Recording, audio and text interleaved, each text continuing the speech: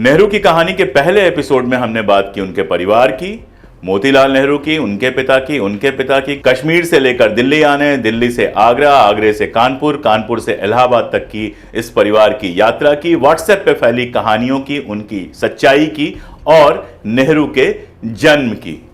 आज की कहानी उसके आगे।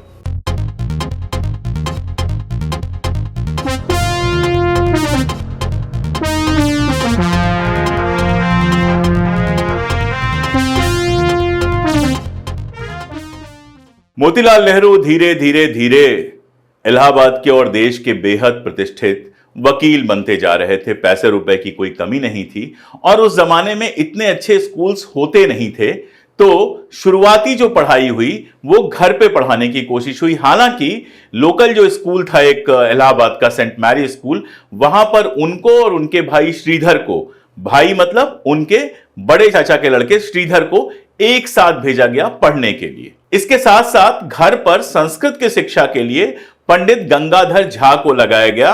तो एक बात यहां से शुरुआत की, जवाहरलाल नेहरू को संस्कृत भी ठीक ठाक आती थी, बहुत बचपन से उनको संस्कृत की शिक्षा दी गई थी। उसके बाद एनी बेसेंट के कहने पर, जो मोतीलाल नेहरू जी के बहुत करीब थी, मोतीलाल नेहरू उनका बहुत सम्मान करते थे, फर्डिनेंड टी ब्रूक्स नाम के एक व्यक्ति को उनका ट्यूटर बनाया गया। यहां हुई एक मजेदार घटना।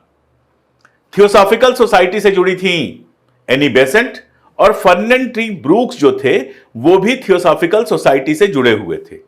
तो बालक नेहरू जो दिमाग के बहुत तेज थे और जिनको इन सारी चीजों में बड़ा मजा आता था, धीरे धीरे थियोसॉफिकल सोसाइटी से बहुत ज्यादा प्रभावित हो गए। उन्होंने अपने पिताजी से कहा कि मैं थियोसॉफिकल सोसाइटी ज्वाइन करना चाहता हूं। पिताजी जानते थे कि अगर मना करूंगा तो फिर बच्चे के मन में विद्रोह जागेगा। हालांकि थियोसॉफिकल सोसाइटी को उन्होंने बहुत करीब से देखा था, तो वो चाहते भी नहीं थे कि बेटा थियोसॉफिकल सोसाइटी में जाए। तो उन्होंने अनुमति तो दे दी, बाकायदा थियोसॉफिकल सोसाइटी में शामिल हुए नेहरू जी, जिसकी जो फॉर्मेलिटीज होती हैं वो करने के लिए खुद एनी बेसेंट साहिबा आई। लेकिन उसके बाद धीरे से फर्डिनेंड टी ब्रूक्स को हटा दिया गया, आनंद भवन से उनको बाहर जाना पड़ा और धीरे धीरे नेहरू जी का भी जो इंटरेस्ट था वो थियोसॉफिकल सोसाइटी में कम होते होते खत्म हो गया। इस दौर में जब नेहरू इलाहाबाद में थे, आनंद भवन में थे और प्रारंभिक शिक्षा घर पे प्राप्त कर रहे थे अलग अलग ट्यूटर्स से, तो नेहरू जी का जो इंटरेस्ट था वो नॉन एकेडमिक किताबें पढ़ने में बहुत था, यानी कोर्स की किताबों के बाहर की किताबें पढ़ने में बहुत था। लुइस कैरॉल, इसके अलावा Rudyard Kipling, Don Quixote, Dickens, H G. Wells, ये सारे लोग जो हैं उनको बहुत पसंद थे और इनकी जो भी किताबें उनको मिली वो पढ़ते गए। इसके साथ एक बहुत मजेदार चीज ये थी कि नेहरू जी का असल जो इंटरेस्ट था वो विज्ञान में था और आनंद भवन के भीतर उन्होंने एक छोटी सी लैब खुद बनाई थी जिसमें वो अलग अलग प्रयोग करते रहते थे। और बाद में जब देखते हैं आप कि हैरो के बाद जब वो कैम्ब्रिज जाते हैं ग्रेजुएशन के लिए, तो आर्ट्स नहीं लेते हैं, साइंस लेते हैं। उसके बारे में मैं आगे बताऊंगा। इधर पंडित मोतीलाल नेहरू धीरे धीरे कांग्रेस से जुड़ रहे थे, आजादी की लड़ाई में शामिल हो गए थे, यह कहना थोड़ा ज्यादा हो जाएगा, लेकिन इसमें रुचि दिखा रहे थे, भारतीय लोगों के अधिकारों के प्रति रुचि दिखा रहे थे। और 1888 में जब इलाहाबाद में कांग्रेस हुई, मोतीलाल नेहरू भी उसके एक डेलीगेट थे। उनके नाम के साथ लिखा गया था पंडित मोतीलाल, हिंदू, ब्राह्मण, वकील। 1892 में 1892 में फिर से इलाहाबाद में कांग्रेस हुई और उस समय मोतीलाल नेहरू जी जो रिसेप्शन कमेटी थी, स्वागत समिति थी, उसके सेक्रेटरी बनाए गए। इस समय एक और मजेदार घटना हुई जिस पर बात करना बहुत जरूरी है। 1899 में 1899 में मोतीलाल नेहरू जी ने विदेश यात्रा का तय किया। कश्मीरी पंडितों के यहां विदेश यात्रा को अच्छा नहीं माना जाता था, कहा जाता है ब्राह्मणों को समंदर पार नहीं करना चाहिए। तो जो भी विदेश से लौट के आता था उसको शुद्धि प्रक्रिया में बैठना पड़ता था, उसके बाद ही अपनी जाति में शामिल किया जाता था। मैं आपको बताऊं, जो पहले कश्मीरी पंडित विदेश गए थे उनको तो जात से ही बाहर कर दिया गया था। बाजार सीताराम जहां पे रहते हैं सारे लोग, कश्मीरी पंडित उस जमाने में रहते थे, वहां उनको घर नहीं मिलता था। अपनी किताब कश्मीर और कश्मीरी पंडित में मैंने बहुत विस्तार से उनके बारे में बताया है। उनके जो एनल्स हैं उसकी भूमिका जवाहरलाल नेहरू ने ही लिखी है। तो 1899 में जब मोतीलाल यूरोप गए और वहां से लौट के आए तो स्थानीय कश्मीरी पंडितों ने उनसे मांग की कि आपको बाकायदा शुद्धि करनी चाहिए। मोतीलाल नेहरू आधुनिक विचारों के थे, इन सारी चीजों में भरोसा नहीं करते थे और उन्होंने बिल्कुल साफ कह दिया कि मैं इस तरह की कोई शुद्धि नहीं कराऊंगा। उसके बाद जो कश्मीर सभा थी, जो कश्मीरी पंडितों की सभा थी, वो दो हिस्सों में बंट गई। कुछ लोग मोतीलाल के पक्ष में थे, कुछ लोग मोतीलाल के विरोध में थे। यही वो दौर था जब मोतीलाल नेहरू के खिलाफ दुष्प्रचार शुरू होते हैं कि ये तो मुसलमान हो गया है, ये तो ये हो गया है, ये तो वो हो गया है। आप जानते हैं आज भी छोटे शहरों में अगर कोई अपने जो स्थानीय नियम है उनको तोड़ दे तो उसके ऊपर इस तरह की तोहमतें लगती हैं। मोतीलाल नेहरू उन लोगों में से नहीं थे जो इन तोहमतों का असर लेते, इसीलिए ये दुष्प्रचार धीरे धीरे धीरे धीरे बढ़ता गया और आज वहां पहुंचा है जहां मोतीलाल और जवाहरलाल और इन सारे लोगों को मुसलमान बनाने की और पता नहीं क्या क्या बनाने की कोशिशें चलती हैं। खैर, जब मोतीलाल नेहरू यूरोप गए थे तो वहां उन्होंने स्कूल्स देखे थे, कॉलेज देखे थे और वहीं उन्होंने ये तय कर लिया था कि भारत में चूंकि अच्छे स्कूल और कॉलेजेस नहीं बने हैं तो मेरा बेटा विदेश में पढ़ेगा। आज भी किसी भी मध्यवर्गीय भारतीय की इच्छा होती है कि उसका बेटा या बेटी विदेश में पढ़े। तो जब वो लौट के आए एसएस मैसिडोनिया नाम की पानी के जहाज से, तो ये तय करके आए थे कि अपने बेटे को वो विदेश पढ़ने भेजेंगे। कोशिश करनी शुरू की और नेहरू जी जब 16 साल के थे 1905 में, तब जाकर उनको हैरो का जो स्कूल था उसमें एक सीट मिली और वहां पर एडमिशन के लिए 13 मई 1905 को इंग्लैंड गए जवाहरलाल नेहरू। यह बहुत मजेदार साल था। इसी साल राइट ब्रदर्स ने अपने सबसे लंबे समय यानी कि आधे घंटे की फ्लाइट संपन्न की थी। 50 से अधिक फ्लाइट्स उड़ाई थी, जिसमें एक फ्लाइट में वो आधे घंटे तक आसमान में रहने में सफल रहे थे। यह बात मैं आपको अलग से क्यों बता रहा हूं? यह बात मैं आपको अलग से इसलिए बता रहा हूं कि व्हाट्सएप पे एक कहानी चलती है जो सुधांशु जैसे भाजपा के प्रवक्ता भी कहते हैं कि जवाहरलाल नेहरू परिवार के कपड़े पेरिस धुलने जाते थे। 1905 में पहला हवाई जहाज आधे घंटे उड़ पाया था और आजादी के बाद भारत से लेके पेरिस तक की, दिल्ली से लेके पेरिस तक की हवाई यात्रा शुरू होती है। उसके पहले कोई ऐसी फ्लाइट नहीं थी जिससे आप पेरिस जा सके। जाने का तरीका था पानी की जहाज, और पानी के जहाज में अगर आप कपड़ा धुलने के लिए भेजते तो जाने और आने में कम से कम 4 से 5 महीने का समय लगता। तो कौन सा मूर्ख होगा जो पानी के जहाज से अपने कपड़े भेजेगा और वहां से धुलवा के मंगाएगा, जबकि जितना खर्च आना था उसमें कई सारे सूट बन जाते। साथ में एक और बात है कि नेहरू जिस तरह से विज्ञान में रुचि रखते थे, उनके लिए यह समय इंग्लैंड में बहुत नई नई चीजें जानने का भी था। लेकिन उन चीजों से पहले व्हाट्सएप ज्ञान का एक और खुलासा कर दूं। व्हाट्सएप पे आपने अक्सर पढ़ा होगा कि जिन्ना, Edwina, Mohammad Ali Jinnah, Edwina Mountbatten और जवाहरलाल नेहरू क्लासमेट थे। मैंने आपको बताया कि मई 1905 में जवाहरलाल नेहरू 13 मई 1905 को इंग्लैंड पहुंचे थे।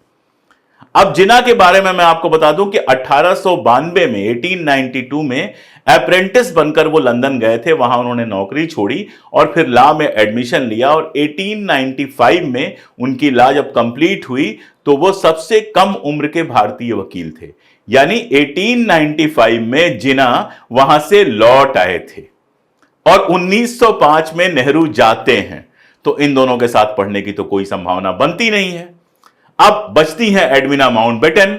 तो सिर्फ इतना बता देना काफी होगा कि एडविना माउंटबेटन का जन्मदिन है 28 नवंबर 1901, यानी जब नेहरू वहां पढ़ने पहुंचे तो एडविना माउंटबेटन 4 साल की थी और जब जिन्ना वहां से पढ़ के लौट आए थे तो उसके 6 साल बाद एडविना की पैदाइश हुई।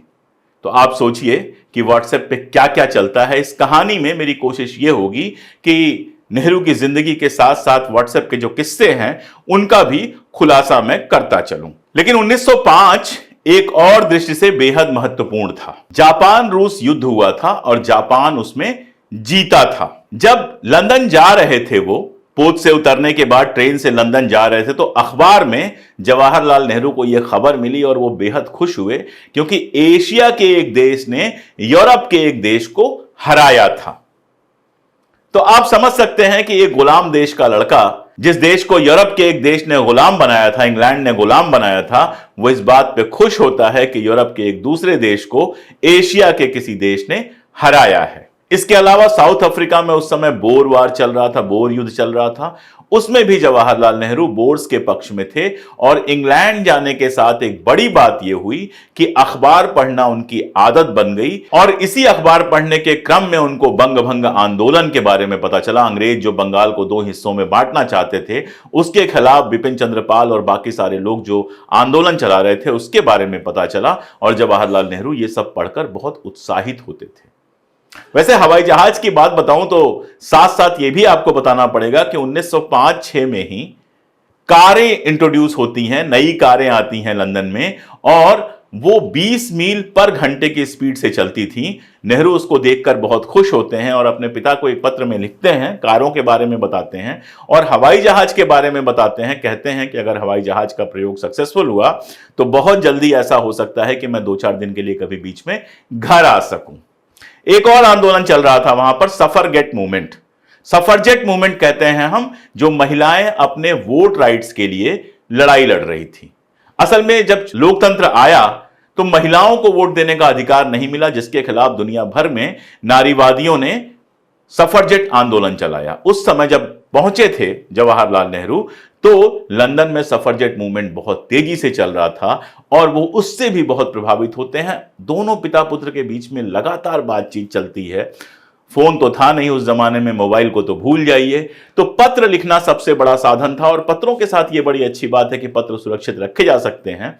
तो जब आप पिता और पुत्र के पत्र पढ़ते हैं तो आपको पता चलता है कि नेहरू वहां क्या कर रहे थे और उसके बारे में क्या सोच रहे थे। वो सारा कुछ अपने पिता के साथ शेयर कर रहे थे। 1905 से 1907 तक, 1905 से 1907 तक जवाहरलाल नेहरू हैरो में रहे और वहां पे पढ़ाई की। हैरो एक प्रतिष्ठित स्कूल था, विंस्टन चर्चिल का आप लोग नाम जानते हैं, वो भी उनका सीनियर था और वहीं से पढ़ा था। यहां पढ़ने के साथ साथ खेलों में उनकी बड़ी रुचि थी। क्रिकेट से एक उनका ऐसा प्रेम था जो अंत तक रहा। शूटिंग सीखी उन्होंने वहां पे, घुड़सवारी सीखी और भी तमाम सारे खेलों में उन्होंने हिस्सेदारी की। एक पत्र है जिसमें मोतीलाल नेहरू पूछते हैं कि तुमको वहां क्या क्या करना पड़ता है, और नेहरू जी बताते हैं कि हमें लकड़ियां इकट्ठा करनी पड़ती हैं, लकड़ियां जलानी पड़ती हैं, और भी जो हॉस्टल के काम होते हैं वो सारा कुछ बताते हैं। तो मोतीलाल नेहरू कहते हैं कि ये सारा काम तुमने हिंदुस्तान में तो कभी किया नहीं था। ये जवाब उनके लिए है जो व्हाट्सएप पे फैलाते हैं कि मोतीलाल नेहरू ने वहां उनके लिए कार भेज दी थी और 4 नौकर भेज दिए थे। नहीं, हैरो में जब वो रह रहे थे ना तो उनके पास कोई नौकर था और ना ही उनके पास इंग्लैंड में रहते हुए कोई कार थी। एक आम छात्र की तरह वहां पर पढ़ाई कर रहे थे और वहां विज्ञान में उनकी गहरी रुचि थी। एक और घटना हुई, पढ़ते समय किसी कंपटीशन में उनको गैरिबाल्डी की किताब जो है वो इनाम में मिली। इटली का क्रांतिकारी था गैरिबाल्डी। दर्शकों को मैं बता दूं कि भगत सिंह को भी गैरिबाल्डी बेहद पसंद था और भी हमारे जो स्वाधीनता सेनानी थे उस जमाने के, गैरिबाल्डी से उनको आदर्श मिलता था क्योंकि इटली में उसने क्रांति की थी।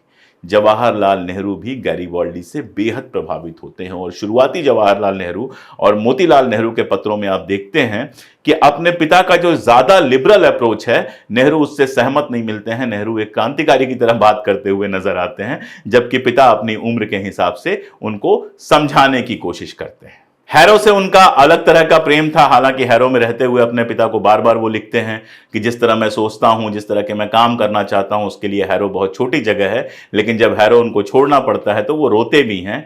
और 1952 में एक मजेदार घटना हुई। 1952 में कॉमनवेल्थ मीटिंग थी लंदन में।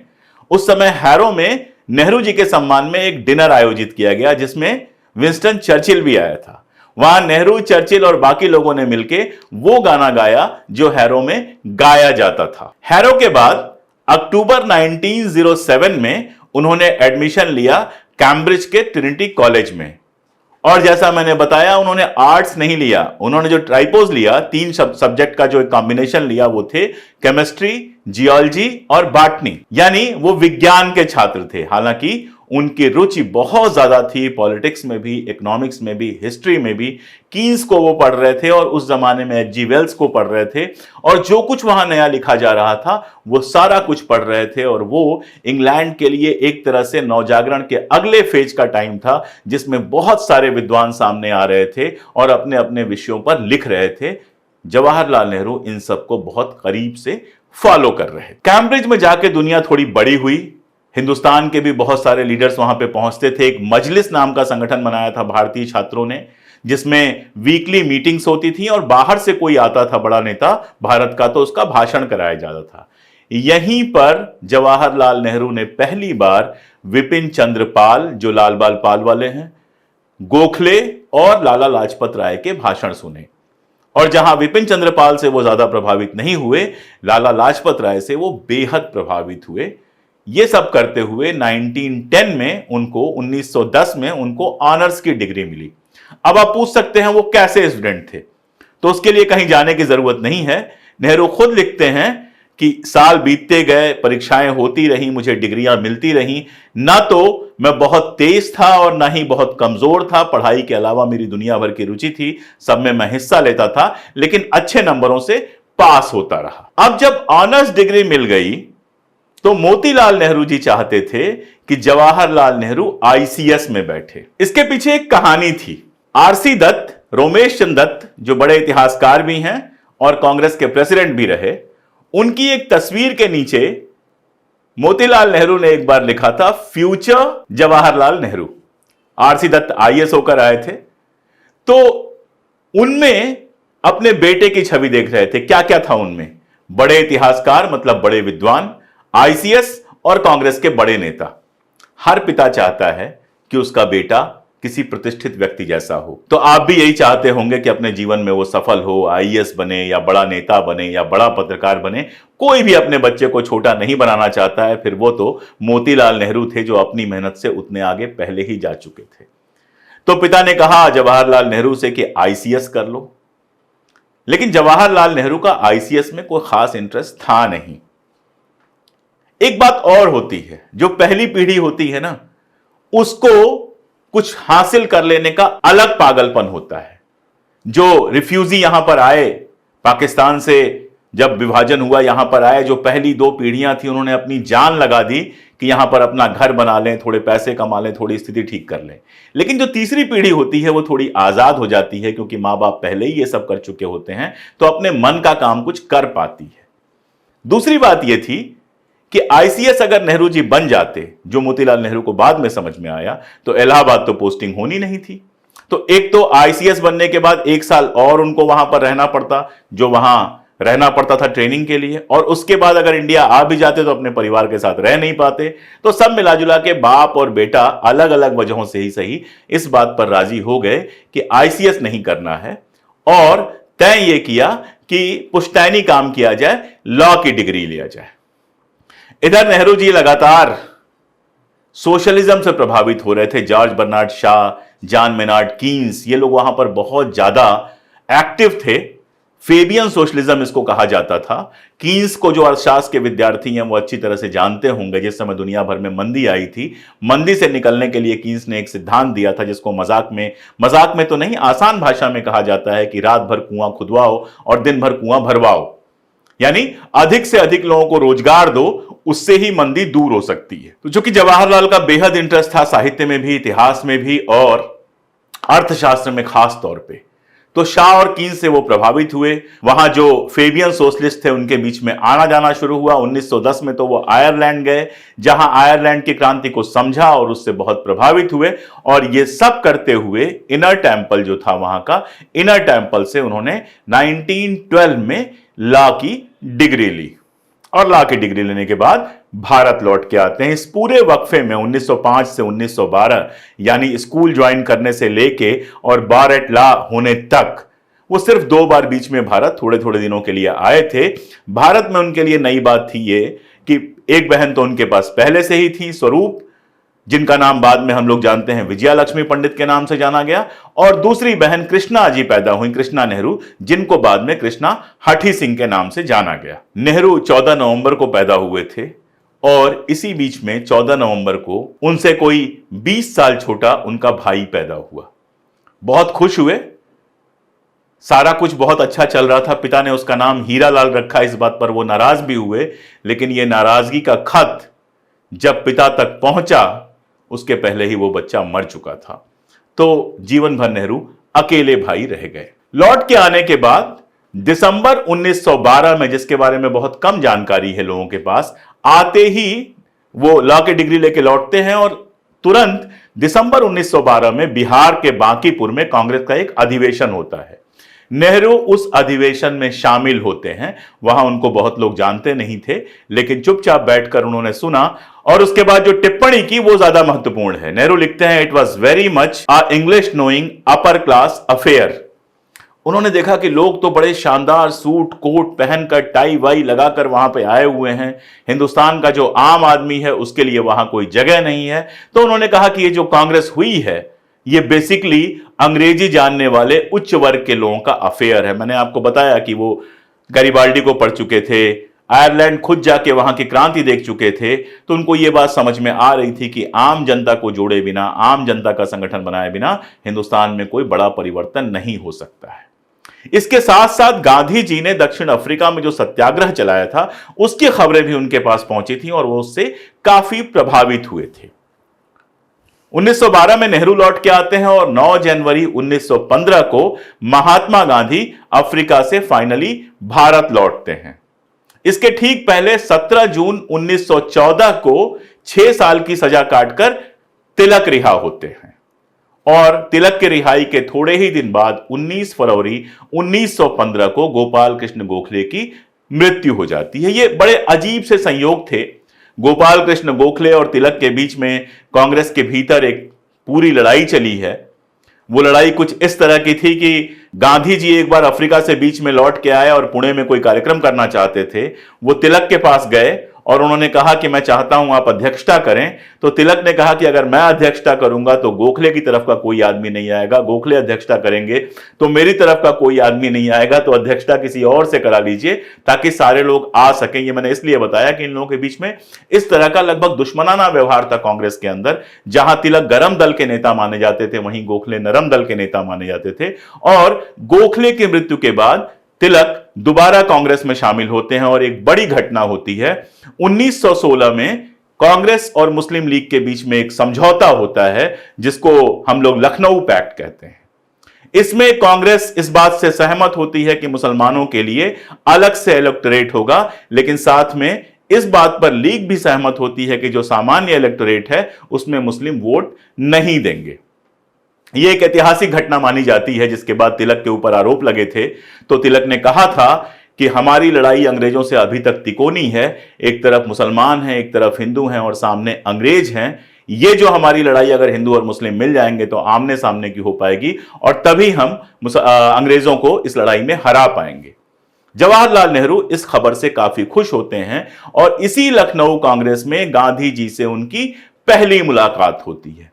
इसके बाद चीजें बहुत तेजी से बदलती हैं। होम रूल लीग मूवमेंट चलता है। होम रूल लीग मूवमेंट से मोतीलाल नेहरू जी भी जुड़ते हैं, जवाहरलाल नेहरू भी जुड़ते हैं। गांधी जी अपना पहला सफल प्रयोग चंपारण में करते हैं और चंपारण के प्रयोग के बाद वो राष्ट्रीय नेता बन जाते हैं। और इसी के बीच में अंग्रेज रॉलेट एक्ट, रॉलेट बिल लेकर आते हैं। ये जो रॉलेट एक्ट था, प्रथम विश्व युद्ध के बाद जिस तरह की भारतीयों की उम्मीदें थी उन पर पानी फेरने वाला था, जिसमें किसी भी तरह की राजनीतिक कार्रवाई को एक लाइन में अगर कहा जाए तो इल्लीगल घोषित कर दिया गया था। इसके खिलाफ पूरे देश में मूवमेंट हुआ। एक बेहद शानदार घटना बतानी ही पड़ेगी, मुझे बतानी ही चाहिए कि दिल्ली के जामा मस्जिद में स्वामी श्रद्धानंद को बोलने के लिए बुलाया गया और जब स्वामी श्रद्धानंद वहां बोलने के लिए आए, यह पहली बार था कि जामा मस्जिद के मेंबर से कोई हिंदू संत बोल रहा था। जब वो वहां से निकले और पुलिस ने उनको गिरफ्तार करने की कोशिश की तो मुसलमानों ने उनको घेर लिया कि हम गिरफ्तार नहीं करने देंगे और जो गोलियां चली उसमें 5 मुसलमान मारे गए। यानी वो आंदोलन हिंदू मुस्लिम एकता का भी एक शानदार आंदोलन बनके खड़ा हुआ। इस एक्ट के विरुद्ध सारे देश में आंदोलन हुए और एक बड़ी घटना जिसके बारे में आप सब लोग जानते हैं वो पंजाब में जलियांवाला बाग कांड में हुई। जलियांवाला बाग में आप जानते हैं, अलग से बताने की जरूरत नहीं है कि सैकड़ों लोगों को जनरल डायर ने भून दिया। यह गांधी जी के लिए भी एक टर्निंग पॉइंट था। गांधी जी अभी तक समझते थे कि अंग्रेज बेनोवलेंट हैं, अंग्रेज अपने देश में जैसा लोकतंत्र चलाते हैं वैसा लोकतंत्र हिंदुस्तान में ला सकते हैं। यही वजह थी कि इसके पहले तक आप देखते हैं, चाहे प्रथम विश्व युद्ध हो चाहे सब बाकी सारी चीजें हो, उसमें गांधी अंग्रेजों के साथ खड़े होते हैं। जब वो दूसरे गोलमेज सम्मेलन में गए थे वहां पर उन्होंने कहा भी था अलग से एक बातचीत में कि पहले मुझे लगता था कि अंग्रेज जिस तरह से यहां पर लोकतंत्र लागू करते हैं, अगर हम उनके साथ रहेंगे तो वो हमारे यहां भी आज नहीं कल वैसा लोकतंत्र लागू करेंगे। इसीलिए प्रथम विश्व युद्ध में मैंने उनका साथ दिया था। लेकिन जब मुझे समझ में आ गया जलियांवाला बाग जैसी घटना के बाद कि अंग्रेजों का शासन अनैतिक और क्रूर है, उसके बाद मैंने अंग्रेजों का साथ कभी नहीं दिया। इसीलिए सेकेंड वर्ल्ड वॉर में वो नारा देते हैं, भारत छोड़ो अंग्रेजों, भारत छोड़ो। जलियांवाला बाग कांड की जांच के लिए कि वहां पर क्या हुआ था, कांग्रेस ने एक लीगल कमेटी बनाई थी जिसमें देशबंधु चित्तरंजन दास को अध्यक्ष बनाया गया था और उनको असिस्ट करने के लिए चुना गया था पंडित जवाहरलाल नेहरू को। जवाहरलाल नेहरू वहां लगातार गए, वहां की सारी चीजें देखी और अपनी आत्मकथा में एक बेहद मार्मिक प्रसंग दर्ज करते हैं कि जब एक बार ऐसे ही एक दौरे के बाद वो लौट रहे थे वहां से जांच करके, तो उसी ट्रेन के डब्बे में जो जनरल डायर था वो अपने सैनिकों के साथ बैठा हुआ था और वो अपने सैनिकों के साथ बढ़ा चढ़ा के सब बता रहा था कि उसने कैसे हिंदुस्तानियों को मारा। और ये पॉइंट था जहां से जवाहरलाल नेहरू के मन में पहले से ही गुलामी को लेकर जो गुस्सा था वो भारत के अंग्रेजी शासन के खिलाफ बड़े गुस्से में तब्दील हुआ और उसके बाद जवाहरलाल नेहरू धीरे धीरे धीरे आजादी की लड़ाई में शामिल होते जाते हैं और राष्ट्रीय स्तर के नेता बन के उभरते हैं। इन सब के बीच रह गया है किस्सा उनकी शादी का, और शादी के बाद किस तरह से वो किसान आंदोलन में शामिल हुए और कैसे उत्तर प्रदेश में किसानों के नेता बन के उभरे, ये सारा कुछ अगली कड़ी में। आज के लिए इतना ही, बहुत शुक्रिया।